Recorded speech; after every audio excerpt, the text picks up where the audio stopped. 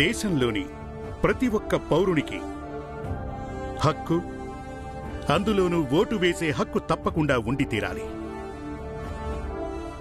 Vote హక్కు అంటే అది మన జీవితాన్ని, సంపదని మరియు స్వేచ్ఛని రక్షించుకునే అధికారం. మామగారు, అసలు సమస్యంతా మీలోనే ఉంది. ఒక కూతురు ఇది దీని మొగుడు మాట వినదు. ఇంకొకడు కొడుకు, వాడు మర్యాదే లేను.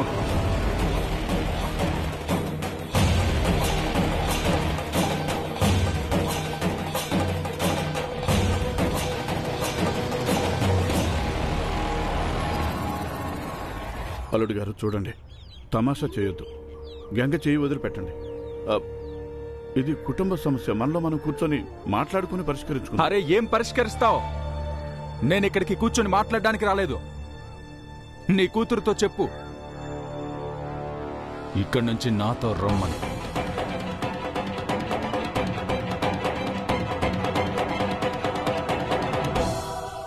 అల్లుడు గారు, మీరు ముందు గంగ చేయని వదిలిపెట్టండి బాబు. ఏదైనా సమస్య ఉంటే దానికి పరిష్కారం ఆలోచిద్దాము. ఇప్పుడు మనం ఇంట్లో కూర్చొని ప్రశాంతంగా మాట్లాడుకుందాం.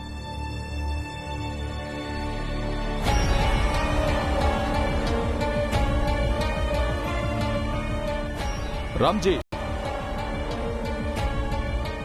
నీ కూతుర్ని తొందరగా తయారు చేసి తీసుకురా. మేమిప్పటికిప్పుడే వెళ్ళిపోవాలి. బావా, రామ్జీ కాదు, ఈయన మా నాన్న, అలాగే మీకు మామయ్య కూడా. నువ్వు తక్కువగా మాట్లాడు. నీ వయసు ఎంతుందో దానికి తగ్గట్టు మాట్లాడితే నీకు మర్యాదగా ఉంటుంది. కానీ బావగారు, భీమ్, ఇంకా ఒక మాట కూడా మాట్లాడద్దు. సొంత బావతో ఎవరైనా అలా మాట్లాడతారా? ఇదేనా నువ్వు మాట్లాడే పద్ధతి?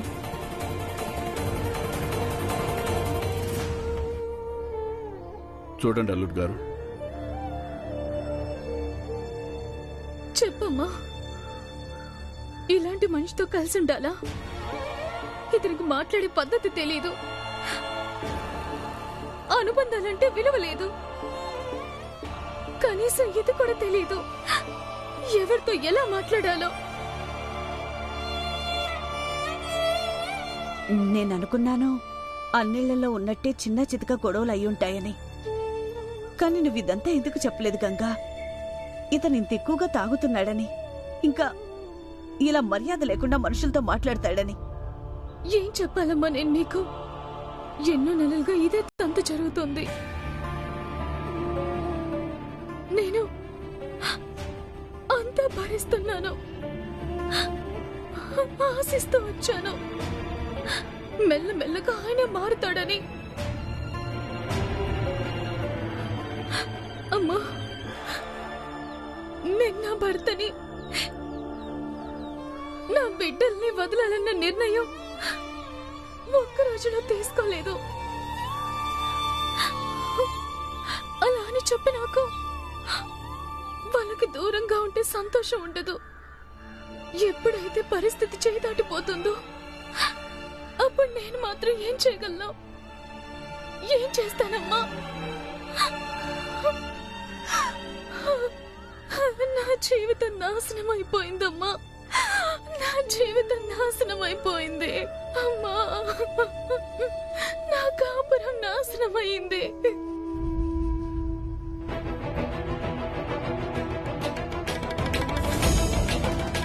అరే, మీరు అందరూ ఇక్కడి నుంచి వెళ్ళండి. ఏం చూస్తున్నారు? ఇక్కడ ఏమైనా వినోదం జరుగుతుందా? వినోదమే జరుగుతుంది.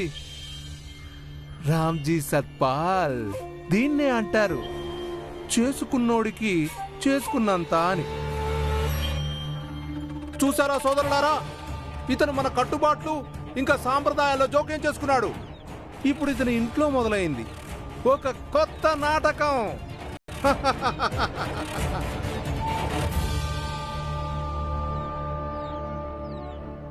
బాధగా ఉందా?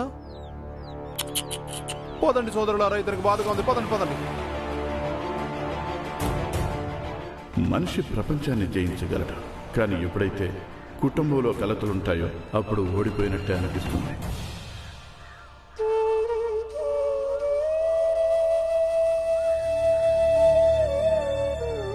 చూడండి అల్లుడు గారు, కోపం తగ్గించుకోండి. వెళ్ళి కాళ్ళు చేతులు కడుక్కురండి. ఏంటి కాళ్ళు చేతులు కడుక్కునేది? నేను ఇక్కడికి కాళ్ళు చేతులు కడుక్కోవడానికి రాలేదు. నా ఇంటి దగ్గరే కాళ్ళు చేతులు కడుక్కొని వచ్చాను. నీ కూతుర్ని తొందరగా రమ్మని చెప్పండి. నేను చూస్తాను వినోదం ఎక్కడ జరుగుతుందో.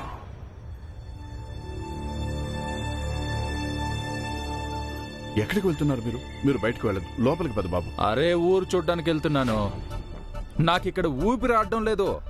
చూడండి అల్లుడు గారు, నేను మీ గంగ మీదొట్టు, మీరు నన్ను ఆపకండి.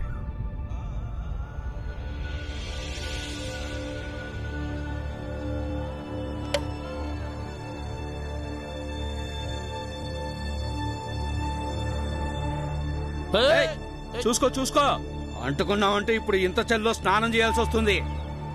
ధర్మాన్ని నాశనం చేయడానికి వచ్చారు. అందరూ దూరంగా తప్పుకోండి. ముట్టుకున్నారంటే మీరందరూ మైలపడిపోతారు.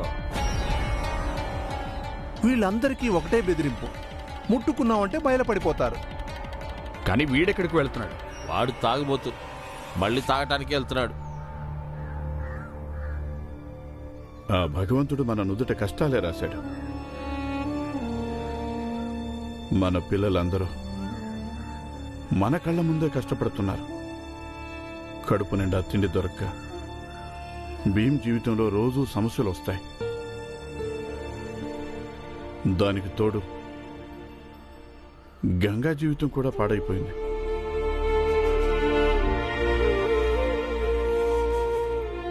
నాకనిపిస్తుంది ప్రపంచంలో అందరికంటే చేతగాని తల్లిదండ్రులు మనమే అని. మన పిల్లలెవరూ సంతోషంగా లేరు.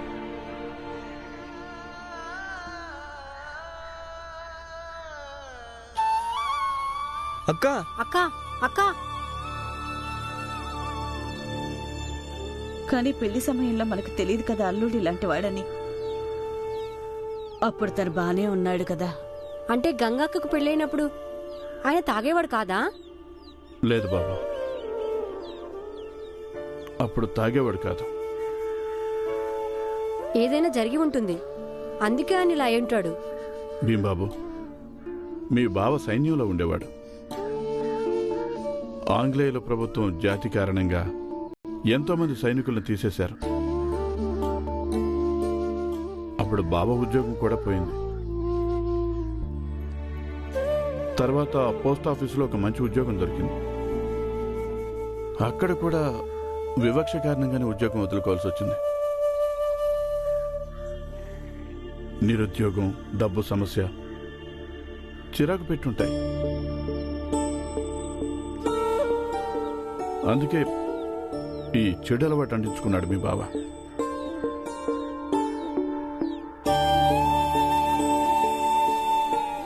కానీ భీమ్ బాబు, నువ్వేమీ దిగులు పడకు.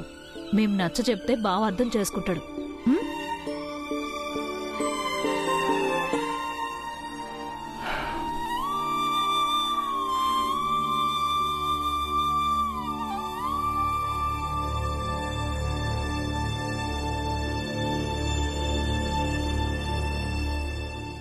ఆగు. అల్లుడు గారు, నేను సేట్ ధన్ శుక్లాల్ని. ఇతను మంగేష్. నువ్వు వేరే జాతివాడివి అయి ఉండొచ్చు. అలాగే నీ జాతికి మా జాతికి భూమికి ఆకాశానికి ఉన్నంత తేడా ఉండొచ్చు. కానీ ఈ ఊర్లో నీకున్న సంబంధం అల్లుడు సంబంధమే కదా. అంతే, ఆ కారణంగానే నీ గురించి బాధ. మాకు తెలిసింది, రామ్జీ నీతోటి చాలా చండాలంగా ప్రవర్తించాడని. ఛీ, అతను అలా చేసి ఉండాల్సింది కాదు. అతనికి అసలు సంస్కారం అనేది ఉంటే కదా. అల్లుడు గారు, మేము ఈ విషయం కూడా విన్నాం. నీకు ఆ గంగతో సఖ్యత లేదంట కదా. నువ్వు సంతోషంగా లేవంటగా. సంతోషమా నా బొంద? జీవితం నరకమైపోయింది. ఒక పక్క ఉద్యోగం పోయింది, జేబులో చిల్లి గవ్వ కూడా లేదు.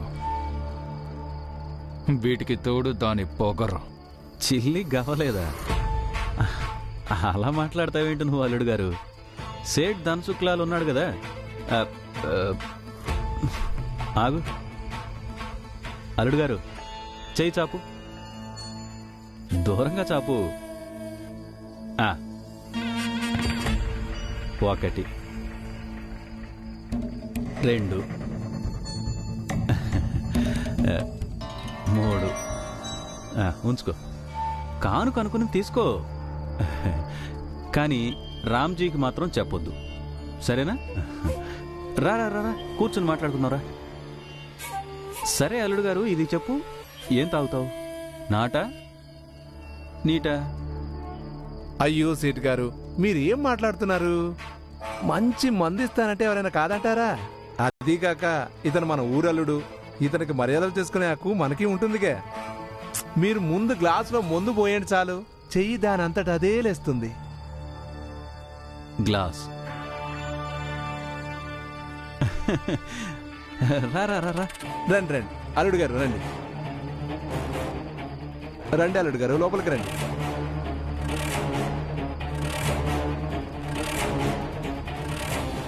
అయ్యో అల్లుడు గారు, కొంచెం దూరంగా, నీ జాతి ప్రకారం అక్కడ కూర్చో.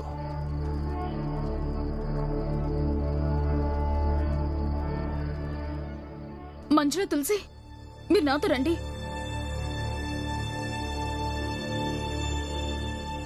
అక్క, వెనక వైపు నుంచి ఎందుకు? మీ బావగారిని వెతకడానికి ముందు అమ్మ వాళ్ళు ఉన్నారు. ఎక్కడ వెతుకుతారు? అంత తాగాడు ఎక్కడున్నాడో ఏం తెలుస్తుంది? ఎక్కడ ఒక చోటు ఉంటాడుగా అత్త. వెతుకుతాను ఆయన్ని, వెతికి చెప్తాను ఆయనకి ఈ ఊరు వదిలిపెట్టి వెళ్ళిపోమని. అసలు మా అమ్మ నాన్న ఏం అపకారం చేశారు ఆయనకి? వీళ్ళు పరువు నెల వీధి పాలు చేస్తున్నారు. ఆయన ఫుల్లుగా తాగొచ్చి వీధిలో తమాషా చేస్తున్నారు. నువ్వెక్కడికి వెళ్ళొద్దు. అతను ఎన్ని తమాషాలు చేస్తాడో చేసుకోనివ్వు. ఇప్పుడు తమాషాలు చేసి అలసిపోతే అప్పుడు తనే వస్తాడు.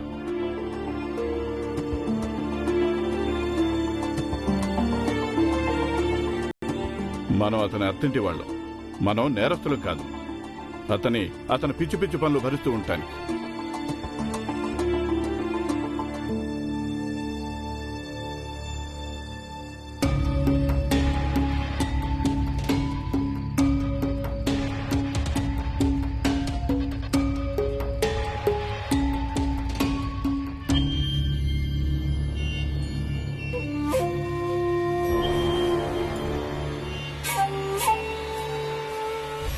తాగు తాగు, ఫారిన్ సరుకు తాగు.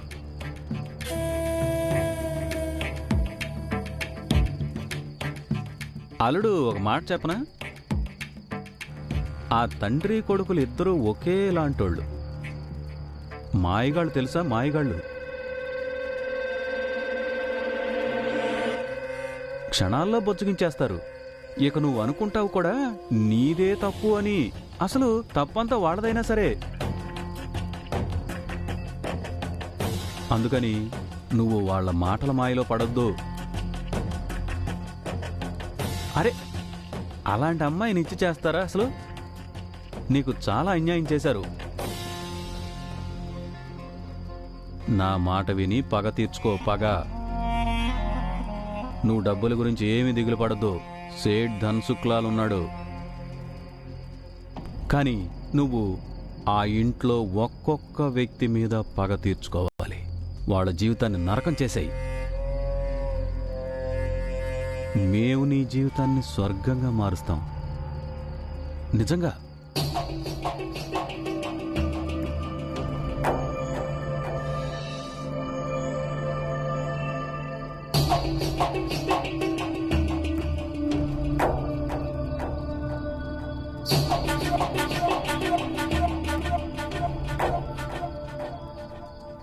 చూడలుడు, ఇక నువ్వేమీ దిగులు పడకో. మేము మీ జాతిలో ఒక చక్కని అమ్మాయిని చూసి ఆమెతో నీకు పెళ్లి జరిపిస్తాం. ఇక నువ్వు బాధలన్నీ మర్చిపోయి హాయిగా తాగు, జీవితాన్ని అనుభవించు.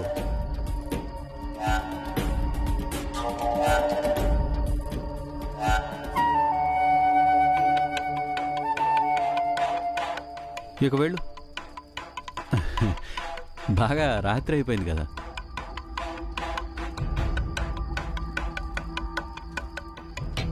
అరే జాగ్రత్త జాగ్రత్త. ఇంటి దాకా వెళ్ళగలవా అల్లుడు?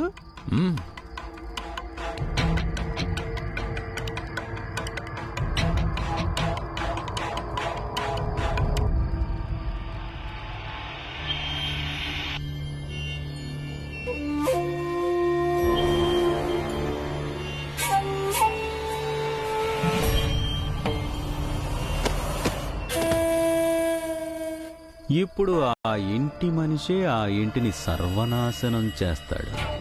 వాడిని అక్కడే పడి ఉన్నాయి. రేపు ఉదయం మొదలవుతుంది ఒక కొత్త నాటకం. ఇప్పుడు అసలు మజా వచ్చింది. చూద్దాం ఆ రామ్జీ సత్పాల్, వాడి కొడుకు భీమ్రావ్ ఈ సమస్య నుంచి ఎలా బయటపడతారో.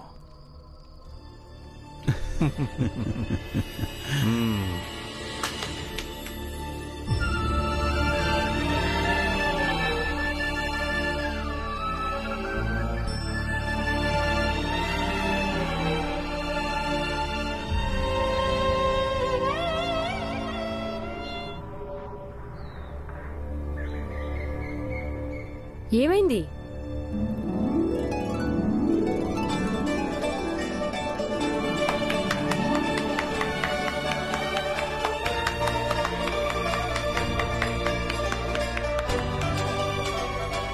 నువ్వు న్యాయస్థానంలో గెలిచావు కదా భీమ్, అందుకని ఈ మిత్రుడు ఆ సంతోషంలో నీకు పూలదండ వేశాడు.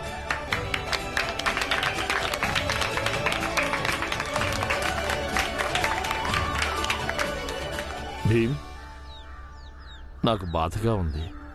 నేను నీకు సహాయం చేయలేకపోయాను, కానీ ఈ విషయంలో చాలా సంతోషంగా ఉంది. నువ్వు గెలిచావు భీమ్. పట్టు.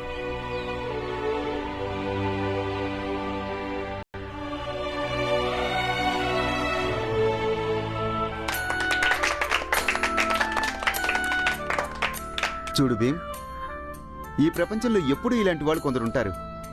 వాళ్ళు పోరాటంలో భాగం కాకపోవచ్చు, కానీ తెలుసుకోవాలని కోరుకుంటుంది పోరాటంలో ఎవరు గెలిచారు. ఆ తర్వాత గెలిచిన వాళ్ళకి విజయహారం వాళ్లే అందరికంటే ముందేస్తారు. మేమెప్పుడు ఇదే కోరుకుంటాం. నువ్వు ఇదే విధంగా పోరాడుతూ ఉండు, గెలుస్తూనే ఉండు. రండి.